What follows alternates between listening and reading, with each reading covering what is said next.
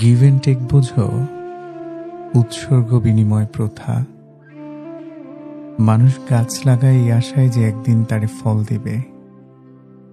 মানুষ বই পড়ে এই আশায় যে একদিন জ্ঞান তাকে সমৃদ্ধ করবে। মানুষ বন্ধু বানায় এই আশায় যে তার নিঃসঙ্গতা দূর করবে। মানুষ সৃষ্টিকর্তাকে ভক্তি করে এই আশায় যে তিনি তার অন্তরে সুকুন দিবে, মরণের পর উপহার দিবে স্বর্গ। আর তুমি কি কইরা ভাবো যে তোমারে কেউ শুধু নিঃস্বার্থ ভালোবাসা দিয়ে যাবে সারাটা জীবন?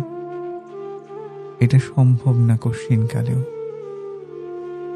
বন্ধুত্ব বলো, প্রিয় মানুষ বলো, পরিবার বলো, যে কোনো সম্পর্কই হোক, যদি তুমি খালি পাইতেই চাও কিন্তু দেয়ার প্রয়োজন বোধ না করো, তাহলে একদিন দেখবা তোমার আশেপাশে আর কেউ নাই।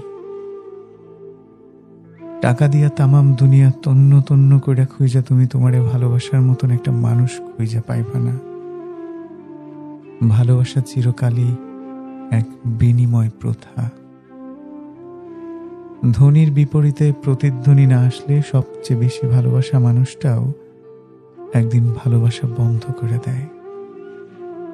ধ্বনির বিপরীতে প্রতিধ্বনি না আসলে সবচেয়ে বেশি ভালোবাসা মানুষটাও একদিন ভালোবাসতে বন্ধ করে দেয়।